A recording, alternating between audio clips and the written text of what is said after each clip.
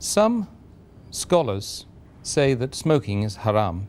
I'd like to know what's your opinion.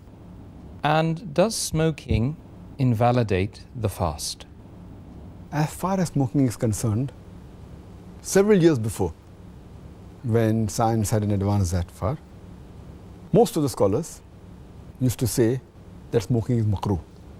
Based on the hadith of Muhammad Sallallahu Alaihi Wasallam, which is mentioned in Sahih Bukhari, volume number 1, in the book of Adhan, hadith number 855, where the Prophet said that anyone who eats garlic or onion, they should stay away from us and stay away from the mosque. Prophet said that, don't come to the mosque after having garlic or onion because there's bad breath. When you are smoking, the breath is worse than onion or garlic. So based on this hadith, therefore garlic and onion doesn't become haram, it becomes makruh. So based on this hadith, scholars give the fatwa that smoking is makruh. But now, after science has advanced, we have come to know that smoking is nothing but it's a slow poisoning. Tobacco in any form, whether smoking, cigarettes, whether bidi, whether tobacco and hookah, whether chewing tobacco, all forms of tobacco contain nicotine and tar. And we know it's nothing but slow poisoning. That is the reason most of the non-Muslims also, they agree that smoking is haram. Not only the Muslim world, even the non-Muslims. That's the reason they put a statutory warning on the cigarette packs. They put a statutory warning saying cigarette smoking is injurious to health. Or in some countries, it mentioned general surgeon's warning or surgeon general's warning. Smoking is injurious to health. And anyone gives an ad, whether in newspaper, in the magazine or television, it is compulsory that they have to highlight the statement, smoking is injurious to health. So I'm not talking about the Muslim world, even the non-Muslim world agrees that smoking is nothing but slow poisoning. And today, according to statistics, the World Health Organization says that every year more than 4 million people die only because of smoking. And if you count the other forms of tobacco, it will be much more. And today medical science tells us, and even I had learned when I was doing my medicine in the medical college, that more than 90% of the lung cancer deaths are only due to smoking, whether cigarette or bidi or whatever it is. 25% of the cardiovascular deaths are only because of smoking. 70 to 75% of bronchitis and related deaths are only because of smoking. Smoking is nothing but slow poisoning. It blackens your lips, blackens your gums, your fingertips, it damages your lips, it damages your esophagus, it damages your stomach, and it can cause constipation, it can cause loss of appetite, it can cause loss of libido, your sexual power gets suppressed, it can cause immunity to the drugs you take, and it reduces the defense of your body. And you can only give a talk on why smoking is haram, and I've given a talk on dietary laws in Islam, and I've covered this topic in detail. Time doesn't permit me here.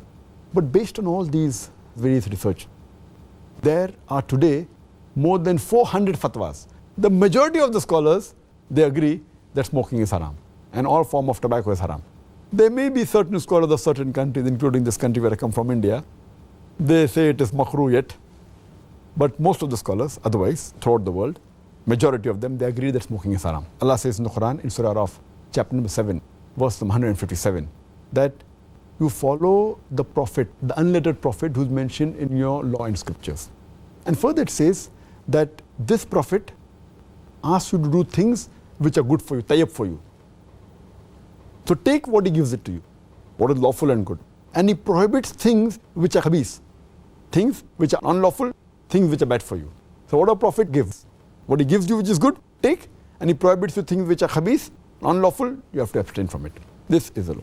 And Allah says in the Quran in Surah Baqarah chapter number 2, verse number 195, make not your own hands the cause of your own destruction, indicating that do not kill your own self.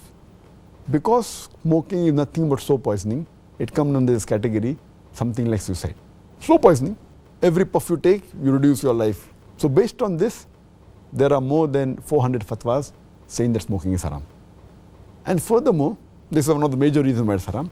Furthermore, Allah says in the Quran, in Surah Araf, chapter number 7, verse number 31. Eat and drink, but do not be extravagant. Allah says in Surah Isra, chapter number 17, verse number 26, 27, that do not be extravagant, do not be a spendthrift. For verily, a person who is a spendthrift is a brother of the Satan, is a brother of the devil. And we know that when we smoke, it's nothing but extravagance. It's nothing but taking a pound note or a few pounds, or taking a dollar note, the green dollar bill, or a pound, and lighting up with fire. When we smoke, when we light the cigarette, it's nothing but burning money, whether it be rupees, whether it be dollars, whether it be pounds, whether it be riyals. It's nothing but extravagance which is haram in Islam. And you can give a list of reasons why it's haram. But just to cut it short, one more reason, that you cannot harm your own neighbor. You cannot harm your own brother.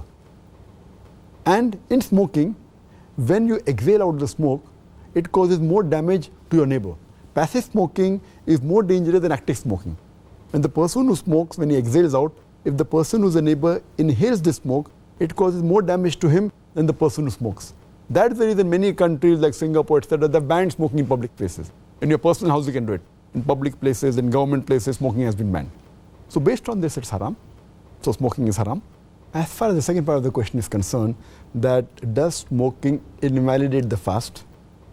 Normally when a person smokes, the smoke goes into the lung, but there are some other particles also that go into the stomach. So when you smoke, besides the smoke going into the lungs, it also goes into the stomach, and there are some particles, there are some residual things. So all the scholars unanimously agree that smoking does break the fast. It invalidates the fast. So when you are smoking, besides a person breaking the fast, he's even doing a sin, and that reduces the reward. And many people who are chain smokers, they don't smoke during fasting, but the moment the fast ends, after iftar, they take puffs and they keep on smoking the full night. And astaghfirullah, this again defeats the purpose of fasting, increasing the taqwa. And if a person can abstain from dawn to dusk, from the beginning of dawn to sunset, very well he can abstain from smoking from the cradle to the grave. So it's my advice, the chain smoker, Ramadan is a very good time where they can really stop smoking, and that will be a permanent part in their life, inshallah, for the future.